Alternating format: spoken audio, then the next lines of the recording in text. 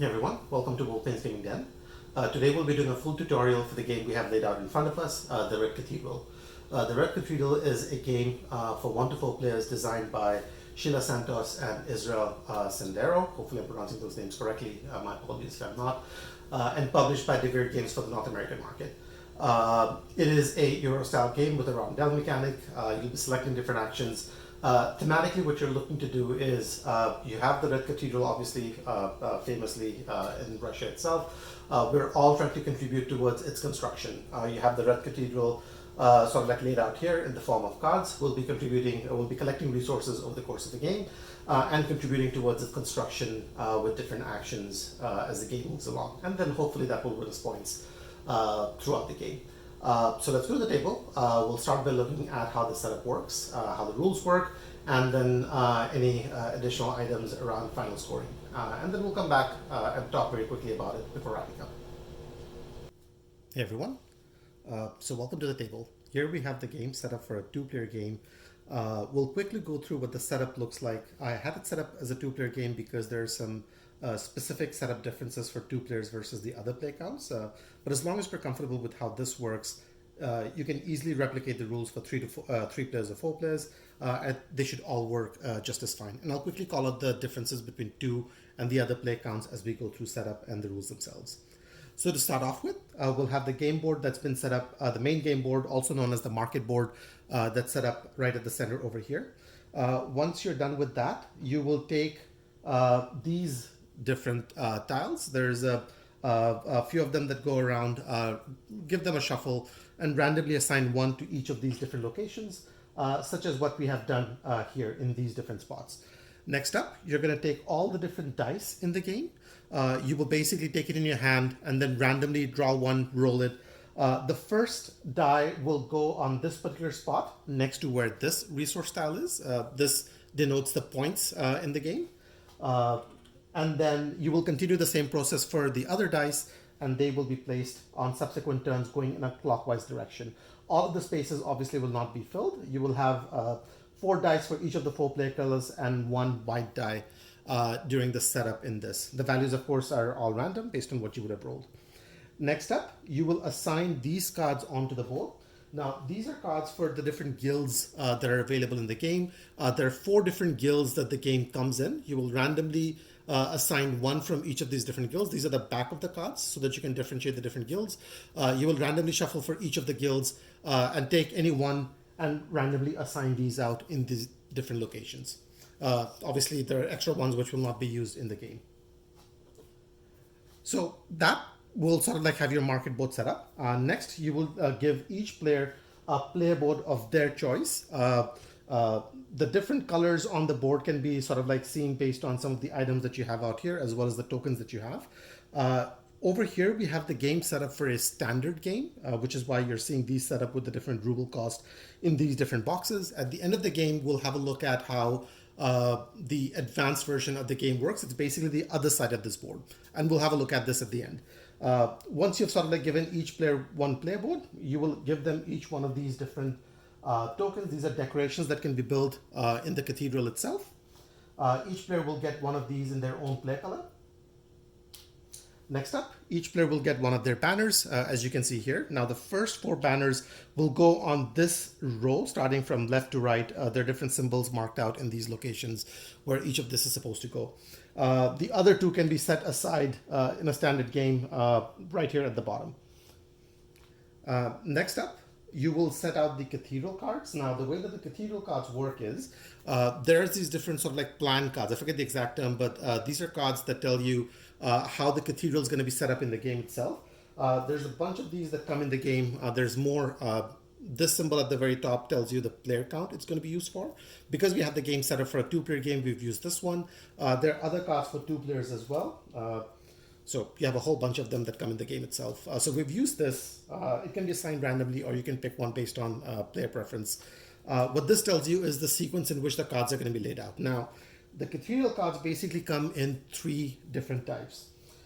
There are cards that will go at the bottom of the sort of like the cathedral itself. So these cards that have the door printed on it are all at the bottom row right here, and they will be randomly assigned basically at that point. These cards will basically go in the center row. So anything that's not at the very top or very bottom will have basically these back cards going on in there.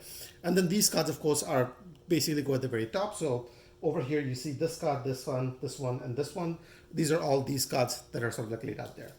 Next up, you will take the workshop tokens and start assigning these out. Now, the workshop tokens, this is where one of the differences based on player count comes in.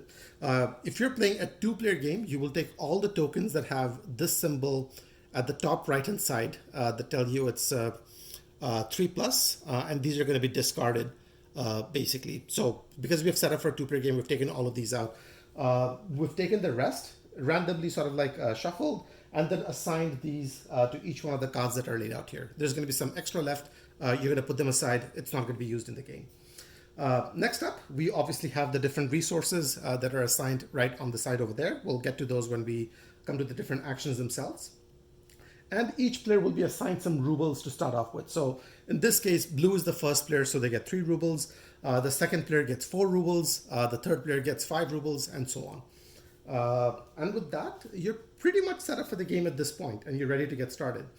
Let's start at looking at the turn structure by first taking a quick overview of the player board and basically what you have laid out in front of you. So we have a sort of like a reference board that's not used in this game so that we can easily have a look at it. So these are the different spots where you can see different dice sort of like printed. You can put down development tiles in here that can help you augment different actions over the course of the game. This is where your decoration tiles, the 3 decoration tiles, are basically going to be laid out. These 3 tell you the main actions that you can do in the game, and these are bonus actions that you can do in the game. We'll come and have a look at the bonus actions near the end once we're done with the main actions, but let's start off with these 3. And there are 3 different actions that you can do, and you can choose any one of the actions, combine it with one or more of the bonus actions in a given turn. To start off with, we will start by looking at C because that might make a little bit more sense as we look at the flow and the rule of the game. And then we'll come back to the others and hopefully it will make a little bit more sense at that point. The third action is basically the action that you're doing on the market board. And that's where you'll be taking resources, taking die, and taking the associated action with that die. So on my turn, if I'm doing action C over here, I will take any one of the dice that's laid out over here, and I will move it a certain number of spaces based on the pip value of the die, and I can take the resources on the spot where I end up at. So as an example, if I wanted to take this red die over here, the pip value is 1, so it's only going to move 1 space in a clockwise direction. You will see that each of these different sections have spaces for 3 dice. So if I wanted to do this, this can go and move over here, and then I can take the resource that's printed on this token right on this side. So this one says I can get 2 rubles. So if I wanted to do this, I can move over here and get the 2 rubles. Now, because there's already another die in that location, the benefit is going to be multiplied. So whenever you're moving over, you will look at the total number of dice that you have in that particular section, and you will multiply that by the benefit that you're supposed to get. So in this case, it's 2 rubles multiplied by 2 for the 2 dice. So I would get 4 rubles as a result of doing this particular action. Now, if I wanted to move one of these, let's say, for example, if I wanted to move this, I would go something like 1, 2, 3, 4, 5. Over here, obviously, there are no other dice, so it's just the only one, in which case I will get this benefit only once. So easy enough. The other thing you want to keep in mind is, obviously, once you do this, you might have, you get the benefit for 2 dice. Somebody else might come around, and there might be 3 dice left over here. Now, if on a later turn you wanted to come to this particular section, you would not be able to do that. So keep that in mind. The maximum number that you're able to get to is 3 for any one of the specific locations. After you're done moving in that particular spot, the next thing that you can do is you can take the benefit of the guild card of that associated section. So this guild card, for example, covers these 2 particular sections. Think of the board as in quarters. So this card covers this quarter, this card covers this quarter, and so on. Each of these cards allow you to do one of 2 different actions, and you can do either the top one or the bottom one. And you can do this before or after the main action itself as well if you wanted. So we won't have a look at all of these, but let's have a look at a couple of them as an example. This one, for example, tells you that you can spend 2 rubles and you can swap these bonus tokens anywhere on the board. So if I pay 2 rubles over here, I can potentially take this and swap it out with that one. And I might want to do this if there's a specific benefit that I want to take on that turn, or perhaps set myself up for a future turn, or maybe even stop somebody else from getting a particular benefit. Something like this tells you that you can just get 1 point, or you can pay 3 rubles to get 1 prestige. And we'll come into what the difference between these two are a little bit later on. The next thing that you will do, so let's go back to the earlier example, and let's say we'd move this over here, taking the benefit, maybe we did this action. And then the next thing you would do is you would take both of these dice. We'll remember the values that these were 1 and a 5. You would basically roll it, and then a new value is going to be assigned as it's spaced out over here. So the value will change at the end of your turn. So we'll put these back to where they were. So that's the main action that you would do. And that's the action that you're doing when you're looking to get resources from the market board itself. Now, coming back to the player board, the next action that you can do, and we'll go in sequence now. So we'll go to A. This is basically where you're claiming one of the Cathedral cards as one that you're going to build over the course of the game. So as we can see from the symbology, the first thing that you will do is you will take one of your banners from the board, and you want to start out from this one, obviously, because this is where the resources will go as well. So each banner that you take off this row is an extra spot for a resource that you can put down. There are spots for 10 resources over here, as you can see. So given now that we might use this one, there's 7 spots left for 7 resources. It is an important item to note at this point because when you get resources that are beyond the limit that you have over here, you cannot just replace existing resource tokens with new ones. Resources that you have over here must be used. You cannot just swap them out if you're getting extra at the end of it. But of course, if you have space, you can always put them on there. So claiming a card is basically going to be you picking up one of your banners. And you would put it down on any one of the eligible cards over here. What that basically denotes is you're committing to building that Cathedral card over the course of the game. There are some restrictions around where you can go. At the start of the game, you can only go to the very bottom cards right over here. So I could go to this one, this, or this. So I might do something like this. And going over here basically means I've committed to building that card over the course of the game. Now, obviously I do not have access to these cards just now, but on a future turn, this player could potentially take this, and they would have the option to go obviously to these 3 at the very top. You cannot go to a spot where somebody else has already claimed it, but they could now go to over this spot as well. And they can go here even if construction on that particular card has not been completed. So basically you going to a spot opens up additional cards for others to go to on a future turn. So keep that in mind. After you've gone over there, the next thing you will do is you're going to take this particular token and you will put it on your player board. And you can do it in one of 2 ways. Now, you can see on this side, there's going to be some sort of a printed benefit associated with it. And the other side is basically a generic symbol. Now, this doesn't really do anything. Now, you ideally want to put it this side up as much as you can. So you might do something like picking this up. I might put it, just as an example, somewhere over here. What this basically means is, first of all, to put it down there, I would have to pay the cost associated with that spot. So this says it's minus 2 rubles. So we'll quickly bring out that playboard again. So as you can see, each one of these is minus 2 rubles, except for this one, which is minus 3, and this one, which is 4. So if I'm putting it down here, I'm paying 2 rubles to be able to do that, 3 rubles to go here, 4 to go here, and it's 2 to go here. If I did not have the money, or if I did not want to for any reason, I could put it this side face up, and I would not have to pay any cost if I did that. But I lose out on the benefit of this, because as soon as I put this down, I get the benefit of this right away. So 2 things happen. I get an immediate benefit, and then secondly, I get a benefit whenever I take an action with that colored die. So in this case, if I did this, I've paid the money, I've put this down. The first thing that will happen is I will get the resource that's next to the red die immediately. So in this case, next to the red die, we have this token, which says you get 1 point. So we'll get the 1 point right away. Oh, and I forgot to mention during setup, you will put down your points token on number 2 at the very start of the game, which tells you that you can lose points. In this case, you don't really lose points as much as you can spend points to do certain things. So everybody starts off at 2. And if you were to get that, you're going to move your marker 1 space further up. And then on a future turn, if you ever took the action associated with the green die, you will always get the benefit that would correspond to the red spot in that as well. So on a future turn, if your red die were, let's say for example, somewhere over here, and I took the action with the green die, which is this one, doesn't matter where the green die lands, I would move it, take the associated benefit, which is the goods or whatnot associated with it. And as a bonus, I will get the resource that's right next to the red die as well.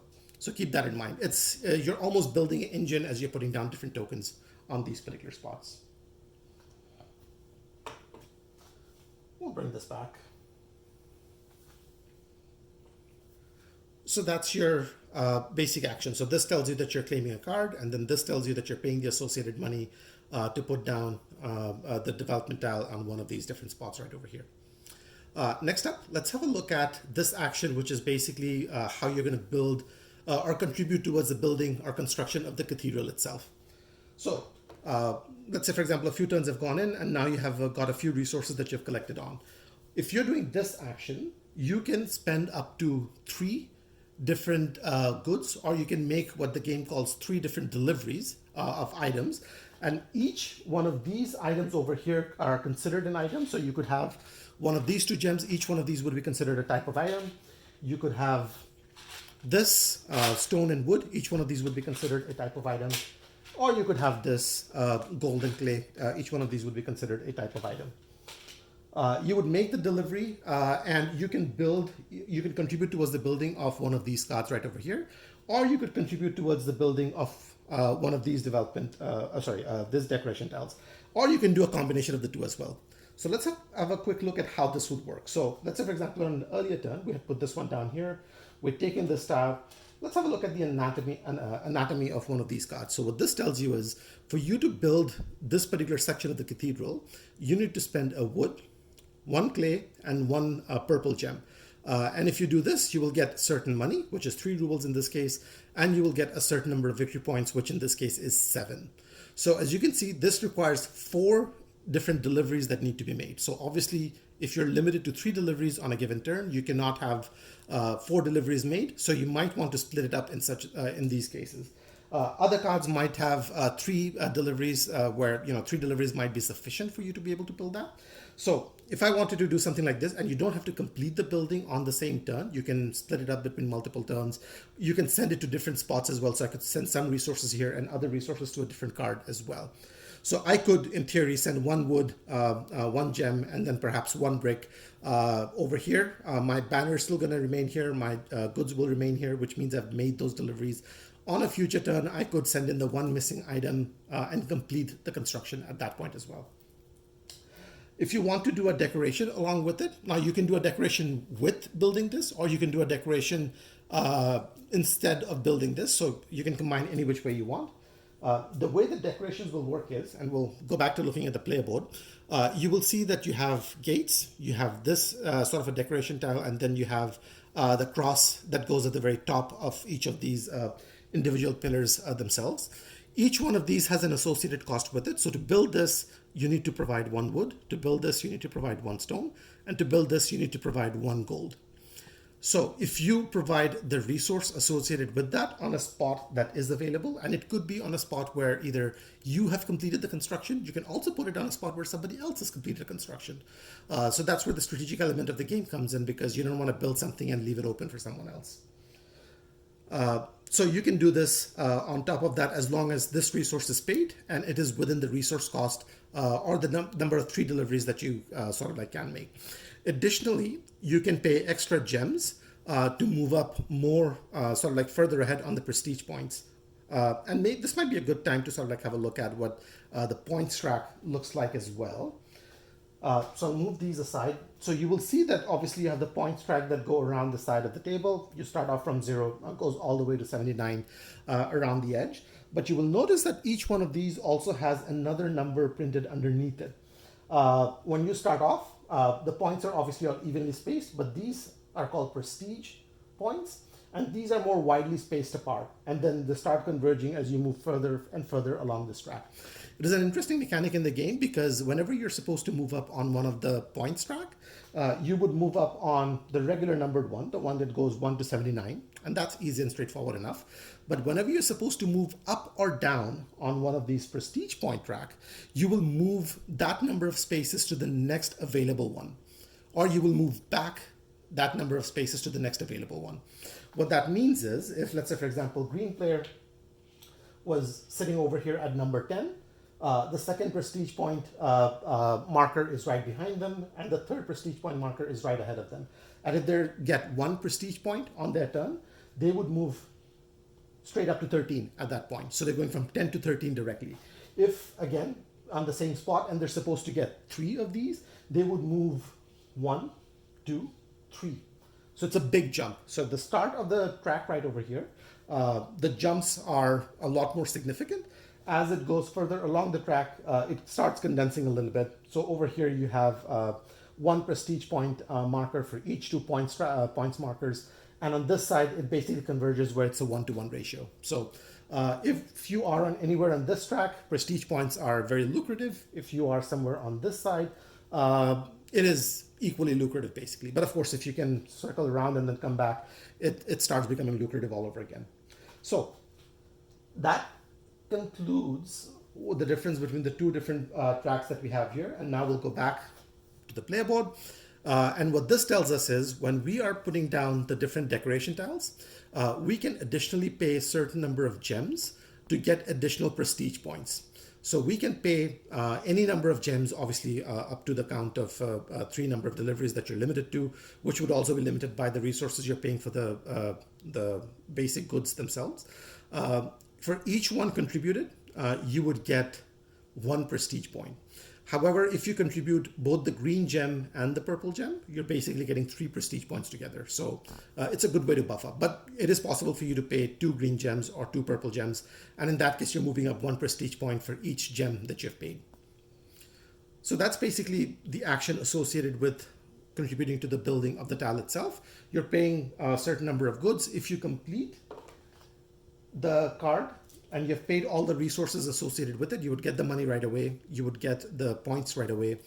You would flip the card over, and then this side is now face up. So this is the side of a card where the construction has been completed. So if on this turn you have the number of deliveries that are available to you, so let's say maybe you did the last 1 item delivery that you needed to complete this. So you have done this. You can pay an extra wood and put this one down over here, and then the decoration is completed.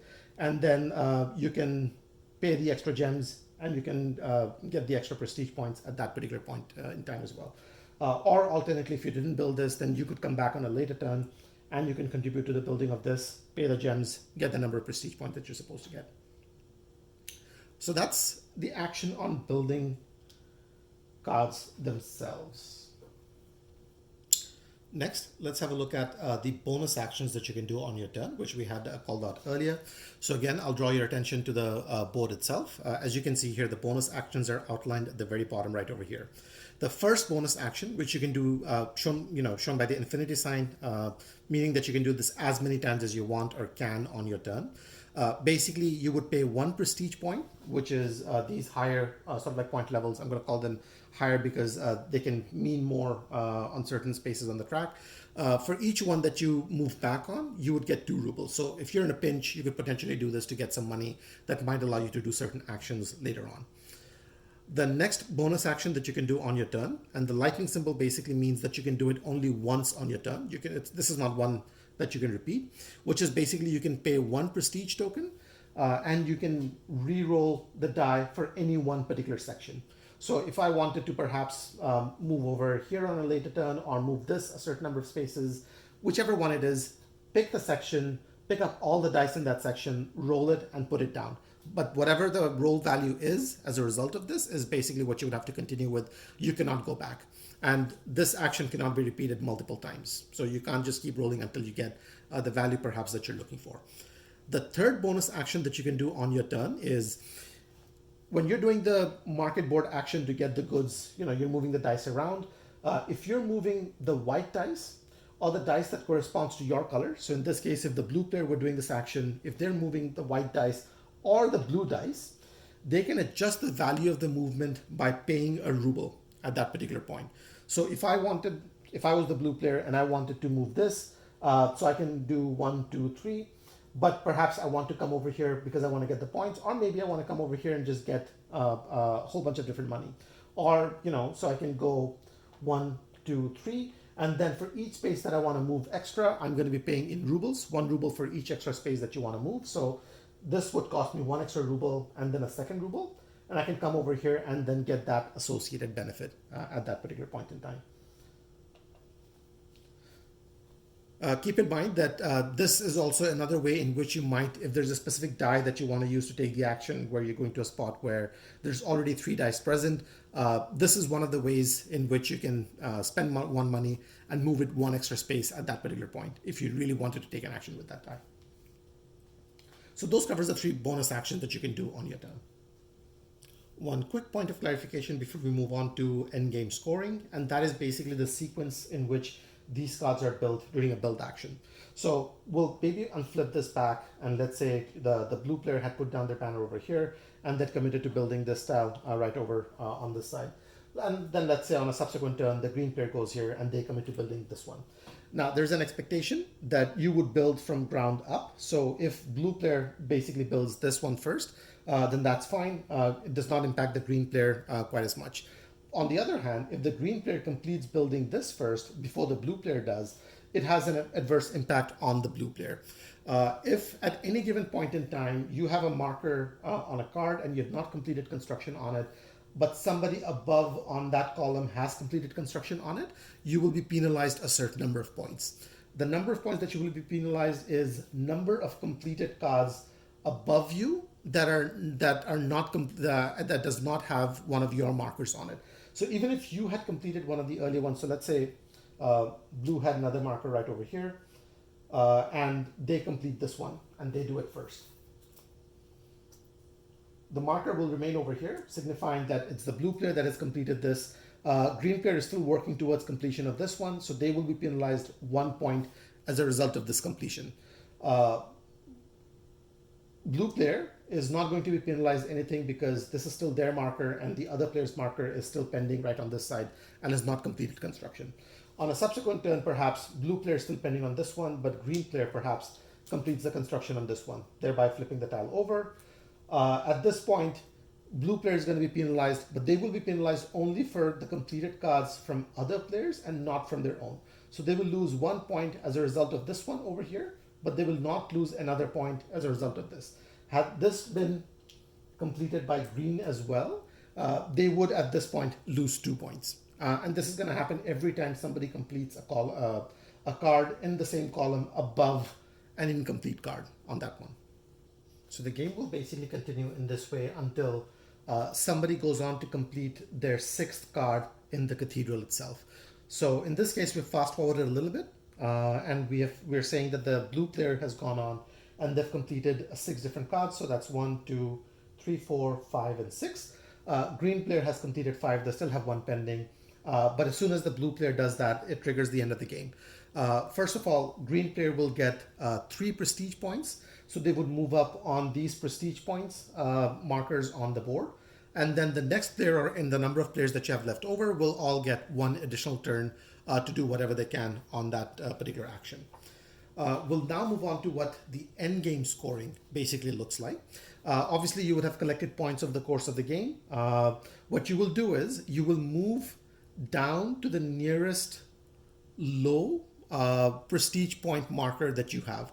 So as an example, we'll take these 2 different tokens, and let's say when the game end was triggered, green was perhaps at 47, and we'll say blue was at 52. Now 47 does not have a prestige marker right over here. It has a 15 behind it and a 16 ahead of it. And then blue has is basically sitting on 18 itself. So the end game is basically going to be blue player got their 3 extra prestige points, so they will move on by 1, 2, 3. So they've gone from 18 to 21. And then once we're done with that, everybody moves down to the nearest lowest one. So green will move down to 15. Now, had green been on 16, they would have stayed where they are. But because they're in between, they will move down to 15. Blue is exactly at 21, so they do not move down at this particular point. Next up, we will divide up the endgame points based on how much of the cathedral has been completed and who's contributed how much to it.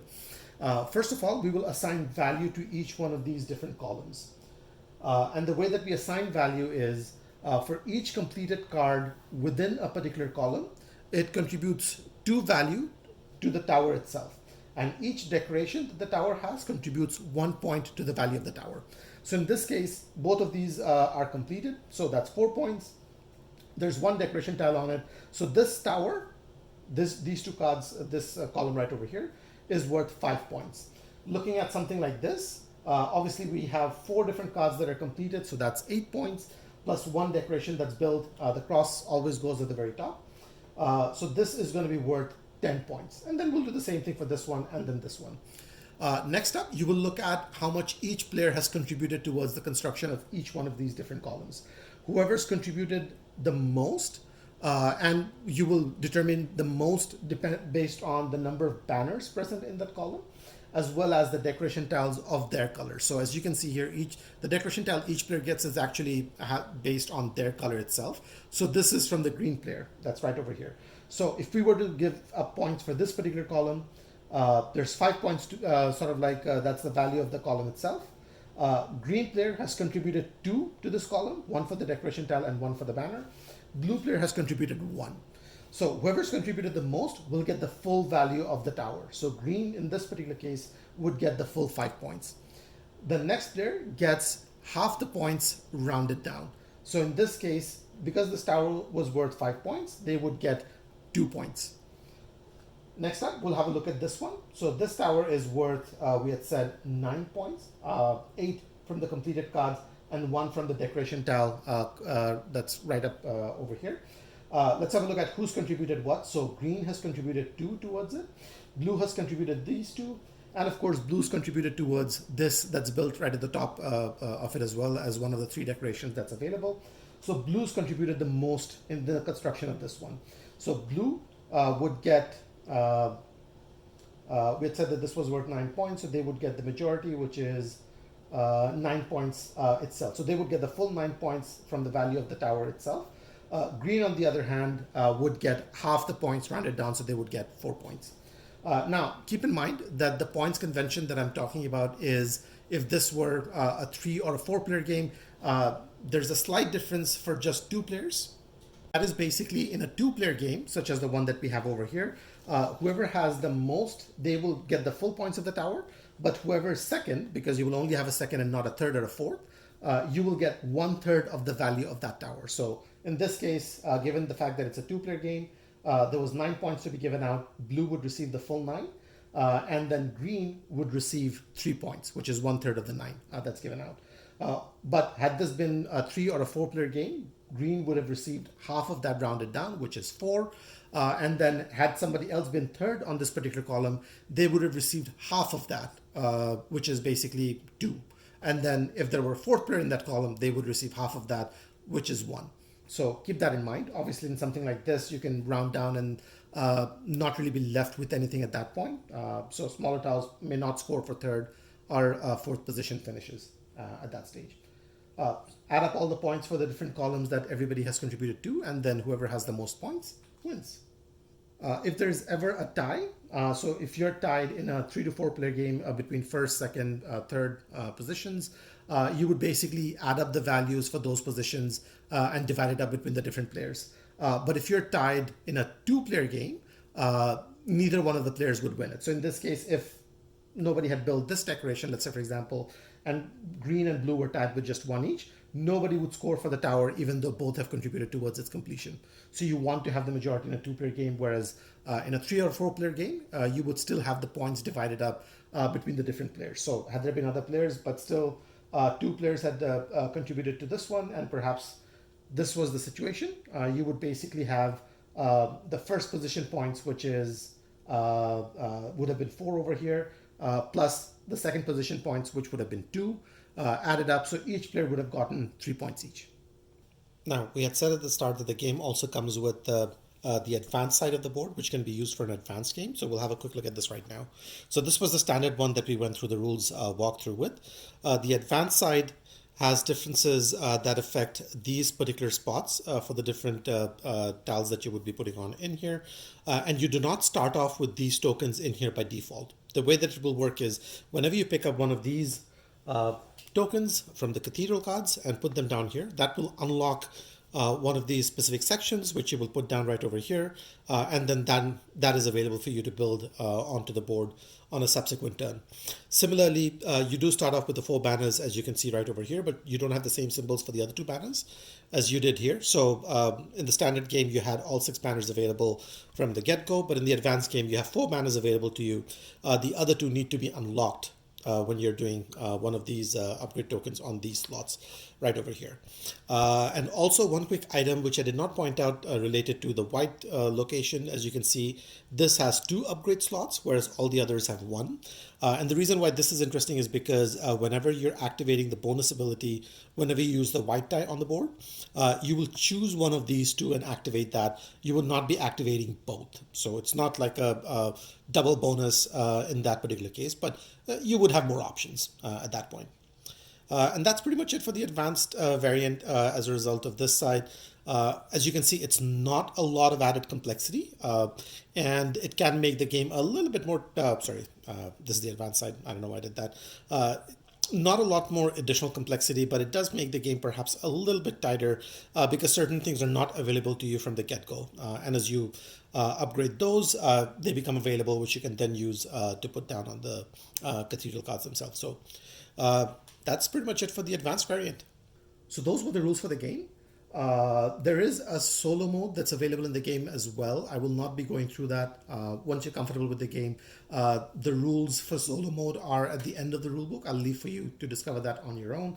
The end of the rulebook also has this handy dandy sheet with the different actions available on the different guild cards present in the game itself. I'll leave you to discover that, as there are quite a few many combinations. But once you're familiar with the symbology, it's very easy to sort of like grasp what's happening on in there. So keep that in mind, as it were. So with that, let's go back to the table for some final comments. So those were the rules for the game, the Red Cathedral. Now I used a slightly different camera setup for this one, standing sort of like near the camera and walking you guys through the rules and the components. Leave comments down below in terms of if you think this was helpful, if this made the teach better or worse, or perhaps did not have an impact. I've played around with a few different camera formats just to make sure that I can bring these tutorials, unboxings, and so on in a way that's perhaps makes things clearer, better for all of you guys. So would love to get your thoughts on that as well. In the meanwhile, give the game a go. I will definitely be having a few playthroughs of this in the upcoming few days. Probably mostly 2-player and solo. I'm not sure if I can get a 3 to 4 player game unless it's online at this particular point. But I will also try to have a review for this fairly soon, so keep an eye out for that if I can get a few playthroughs in. Generally, so far, I like the game. I would definitely recommend you checking it out if you think this is up your alley. It's definitely very much a mechanic-driven Euro game, and it feels like there might be a little bit of engine building going on in there as well. A little bit of AP prone perhaps, although I don't think that it's going to be much of a major problem. But anyway, it's you might be trying to optimize things and trying to figure things out as you go along. But give it a go. That's pretty much it for the rules for the Red Cathedral. If you have any thoughts, comments, suggestions, please feel free to leave them down below. I'm definitely happy to sort of check them out and respond back whenever there's a question. And in the meanwhile, take care everyone, and I'll see you in the next one.